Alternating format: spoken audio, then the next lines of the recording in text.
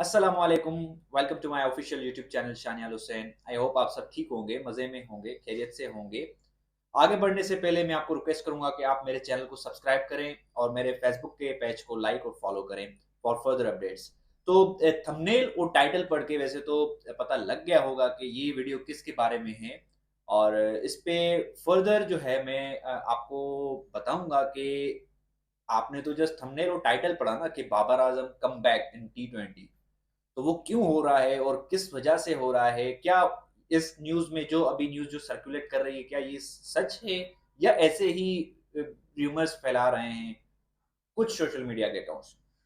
तो शुरू करते हैं कि बाबर आजम का सुनने में आ रहा है एज पर मीडिया सोर्सेज के selection committee, head coach mic Hesson और पाकिस्तान T20 टीम के जो कैप्टन है सलमान अली आगा, उन तीनों की मुशावरत से ये फैसला तय पा गया है कि बाबर आजम जो है वो आपको साउथ अफ्रीका के अगेंस्ट जो अभी करंट जो सीरीज हमारी चल रही है, पहला टेस्ट मैच जो हुआ पाकिस्तान जीत गया है।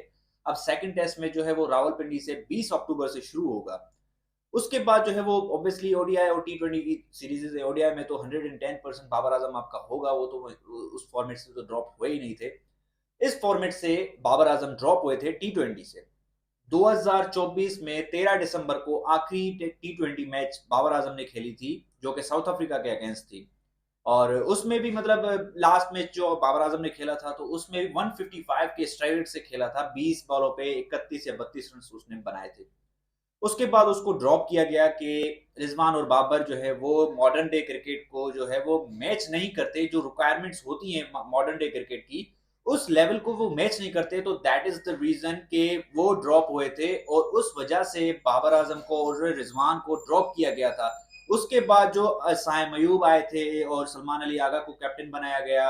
और अल्लाह आपका भला करे जो है साइम अयूब आए थे, साहिबजादा फरहान आए थे, मोहम्मद हारिस का कमबैक हुआ था। वैसे तो मोहम्मद हारिस पहले भी टीम में था, 2022 के वर्ल्ड कप में भी वो खेल चुका था, बट वो इन एंड आउट हो रहे थे। और अभी भी जो मोहम्मद हारिस जो बैटिंग करता है ना 6 नंबर पे, 7 नंबर पे, या कभी उसको 5 नंबर पे भेजते हैं, तो मैं बोलूंगा कि यार मोहम्मद हारिस के साथ भी ये इनजस्टिस है एक तरह का। क्योंकि आप एक प्लेयर को एक माइंड तो उसका बनाओ कि आपको किस नंबर पे खेलना है। आप कभी उसको 5 नंबर पे भेज रहे हो, कभी उसको 6 नंबर पे भेज रहे हो, कभी उसको 7 नंबर पे, और किसी मैच में तो उसको 8 नंबर पे भी भेजा गया है। तो ये एक प्लेयर के साथ भी नाजायजी है, तो ना इंसाफी है कि आप उसकी गेम खराब कर रहे हो। अल्दो कि मैं हारिस के अगेंस्ट हूँ, अगेंस्ट हारिस के पर्सनली अगेंस्ट नहीं हूँ, क्योंकि मैं उसकी गेम को जानता हूँ। उसकी स्पिन के अगेंस्ट बहुत वीक है गेम। हसीबुल्ला के साथ बहुत इनजस्टिस होता है। हसीबुल्ला बहुत अच्छा प्लेयर है, बट हसीबुल्ला को साइड पे करके इसको जो है वो फास्ट ट्रैक किया गया। बट अभी वो टॉपिक नहीं है, कभी और हम उसकी उसके बारे में बात करेंगे। जो न्यूज आ रही है बाबर आजम के कमबैक की, तो इस पे मेरी सी राय जो है वो थोड़ी सी मुख्तलिफ है। क्योंकि आपने एक प्लेयर को ड्रॉप किया और आपने रीजन ये दिया कि ये प्लेयर जो है वो मॉडर्न डे क्रिकेट को क्राइटेरिया को वो मैच नहीं करते हैं। उस बीच में 13 दिसंबर से लेके onward till now Babar Azam ने एक भी T20 इंटरनेशनल नहीं खेला है। हाँ, बीच में पीएसएल हुआ था, तो पीएसएल में भी उसकी इतनी कोई खास परफॉर्मेंस नहीं थी और पेशावर जलमी की टीम भी जो है वो टॉप 4 में क्वालिफाई नहीं कर सकी थी। उसका ब्लेम तो खैर बाबर पे तो नहीं जाता है, अकेला प्लेयर तो नहीं होता है रिस्पॉन्सिबल। पर अपनी परफॉर्मेंस, जो पर्सनल परफॉर्मेंस होती है ना, उसका रेस्पॉन्सिबल जरूर होता है वो प्लेयर। बट उस तरह की परफॉर्मेंस नहीं थी बाबर आजम की पीएसएल 10 में, जिस तरह की बाबर आजम वैसे करता है पीएसएल में परफॉर्मेंस। बट आपने जो क्राइटेरिया दिया या जो आपने प्लान्स दिए बाबर आजम को कि इन प्लान्स पे आपको काम करना है, जैसे माइक हैसन की स्टेटमेंट थी कि he is very weak against spinners, so we asked him to improve his game against spinners. क्या वो बाबर ने इंप्रूव की है? क्या जो पीसीबी के जो मीडिया एडवाइजर हैं आमिर मीर, वो जब टीम अनाउंस कर रहे थे तो उससे भी क्वेश्चन किया गया था बाबर आजम के बारे में, तो उसने बोला था कि जिन प्लेयर्स की आप बात कर रहे हैं, बाबर और रिजवान की पर्टिकुलरली, वो ओडीआई के प्लेयर हैं। तो क्या वो सडनली जो है वो T20 के प्लेयर बन चुके हैं, या उन्होंने इतनी गेम अपनी इंप्रूव की है जो आप उनको लेके आ रहे हैं? देखिए, मैं आज भी बोलता हूं कि ठीक है आपने उनको निकाला, गलत निकाला। आप एक प्लेन के तहत निकालते हैं, आपने चलो उनको निकाला तो जिनको आप लेके आए थे टीम में, क्या वो उनकी जो क्राइटेरिया, आपका जो क्राइटेरिया था कि हमें स्ट्राइक रेट, बड़े स्ट्राइक रेट वाले प्लेयर्स चाहिए, आपका जो कैप्टन है सलमान अली आगा, उसका स्ट्राइक रेट 110 का है, साहिबजादा फरहान का स्ट्राइक रेट 130 के अंडर है, फखर जमान का स्ट्राइक रेट 131 पर है, 108 मैचेस फखर जमान खेल चुका है, बट अभी भी लोग बोलते हैं कि he is a match winner.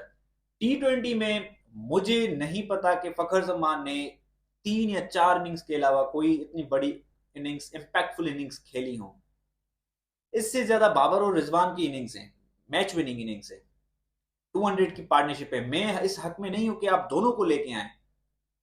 अगर आप एक को भी ला रहे हैं तो आपको जस्टिफाई तो करना पड़ेगा ना, वो कि आप उसको क्यों लेके आ रहे हैं, क्या वो इंप्रूवमेंट की है, क्या उस बीच में उसने उतनी कॉम्पिटेटिव क्रिकेट खेली है जिसमें आपको लगा हो कि हाँ यार इन्होंने इंप्रूवमेंट की है। व्हाइट बॉल की सिर्फ और सिर्फ एक सीरीज हुई थी जो अगेंस्ट वेस्ट इंडीज हुई थी, वो भी आपके सामने था कि उसमें बाबर आजम की क्या परफॉर्मेंस थी।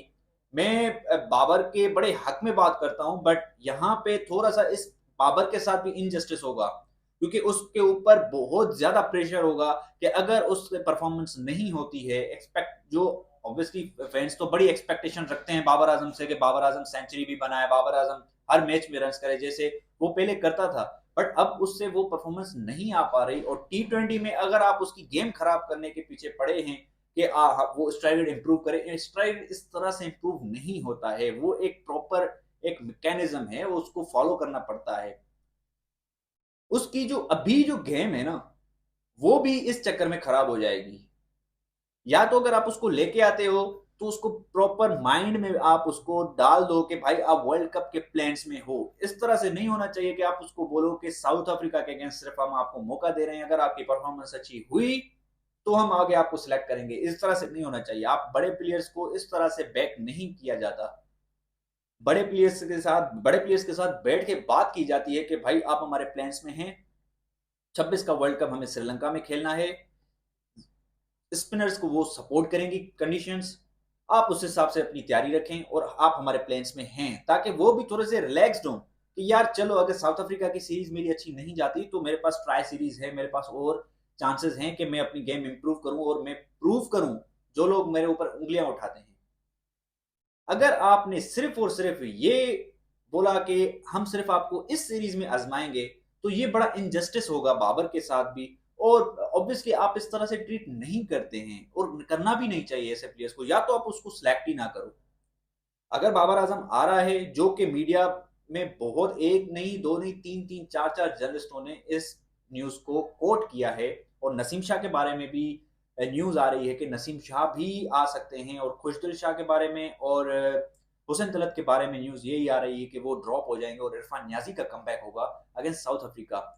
अब नसीम क्यों आ रहा है, कोई जस्टिफिकेशन नहीं है। वो ड्रॉप क्यों हुआ था, कोई जस्टिफिकेशन उसकी भी नहीं थी। चलो बाबर और रिजवान की तो आपने जस्टिफिकेशन एक दे दी कि उन्होंने क्राइटेरिया को उसको मैच नहीं किया, स्ट्राइक रेट उनका कम था, बट नसीम शाह का आपने कोई भी जस्टिफिकेशन नहीं दिया था कि नसीम शाह क्यों ड्रॉप हुए थे। तो मैं आपकी भी राय जानना चाहूंगा कि क्या ये सही डिसीजन है जो बाबर को वापस T20 फॉर्मेट में लाया जा रहा है, क्या ये सही डिसीजन होगा या गलत डिसीजन होगा? तो मुझे आप जरूर कमेंट बॉक्स में बताइएगा। Thank you.